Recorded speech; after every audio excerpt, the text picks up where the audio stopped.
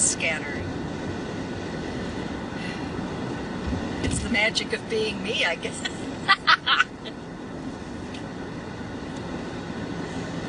And why am I so scattered? Because, well, this is another interesting thing.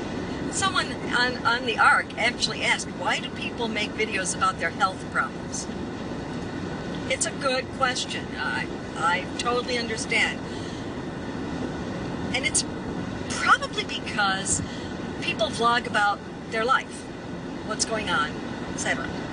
If there are health problems, that's going to come out eventually, I think.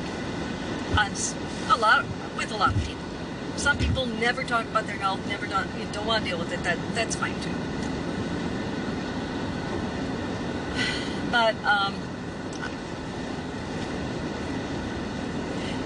to come out with this now is so stupid. But it's not really a secret to some people. In 1979, I got sick one day. It was a very odd. I'd never been sick like that before in my life. I had a high fever and diarrhea. Lovely. I know if you were eating, you just sprayed your monitor, and I'm really sorry about that. Anyway, so, yeah, I can't see. All right. Anyway. I got sick. I had diarrhea for 11 days.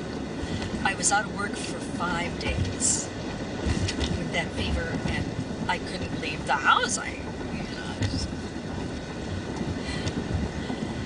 And that was in 1979. Had tests run after the fact. No one found anything. You know, you have your upper GI and you have your lower GI, and I had the lower GI and they found nothing. Okay. All right. Mystery. Okay. After that point in time, I started getting other health problems that I hadn't had. Some of them I had not had since before my tonsils were out. And I mean sore throats, strep throats, throat infections. Like I hadn't had since my tonsils were taken out. I mean, all of a sudden, all that crap from when I was 4, 5, and 6 was back. Plus, I had problems with vertigo. I had problems with, more problems with my sinuses. Pleurisy. What the hell? I'm going, whoa, what is this pain? You have pleurisy. Pleurisy. I'd never had pleurisy in my life.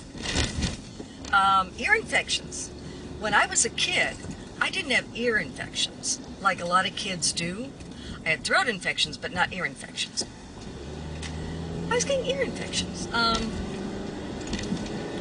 Weird ass crap. It was just this and then that, and then this and then that. And I ended up having bronchitis for like 5 months. I missed my niece's wedding because of bronchitis. Her wedding was in September. I had just gotten sick. I didn't feel good to travel. And that bronchitis stayed with me through to February that year, way back when. I felt so bad for missing that wedding. But I was sick for 5 months. There was one year where the throat infection, we went from starting with penicillin, okay, didn't clear it. Then we went to C-chlor, didn't clear it. And this is years ago. Then we went to erythromycin, maybe? Maybe. And finally, I was so sick, the fever and everything, I couldn't swallow anything. My esophagus was very irritated too now. I was living in Indianapolis at the time, and my parents, my poor parents that lived up here in Illinois, drove down. They were so worried about me. Took me to the doctor, got me on a different antibiotic called Septron. That kicked it. It was gone. It kicked it. Like in 24 hours, the sore throat was gone. I could swallow water. I could, you know, It kicked it completely. So over and over again, I kept getting these weird-ass little things. And around 1982, 1983, I found that I was in pain and I was extremely tired. Horribly tired. Ridiculously tired. I didn't understand it. I helped a friend of mine move, and she lived up one floor.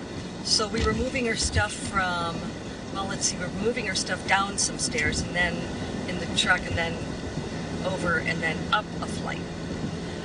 And at the end of the day, my legs wouldn't work. I couldn't walk. I had to rest. And after resting for about an hour, I could kind of walk. Well, that scared crap out of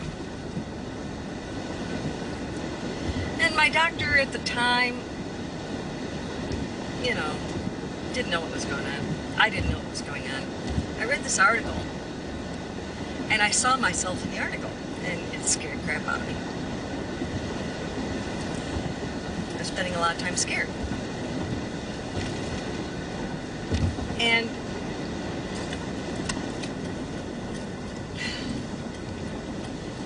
I asked her to test me for chronic fatigue syndrome, but there's no real test for chronic fatigue syndrome. Even to this day, there's no diagnostic test. But she ran some tests. She ran a sed rate and a titer for Epstein-Barr, which is supposedly not involved directly. But there is no test for it even now. And between my super high sed rate, around 45, which is way, way, way out of whack, and the titer, which was the highest ABV titer she'd ever seen, she did diagnose me with chronic fatigue syndrome. Now,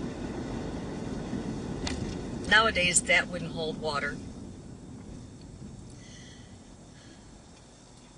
And since then, I've taken care of some of the problems, like the pain. Well, that was the back surgery.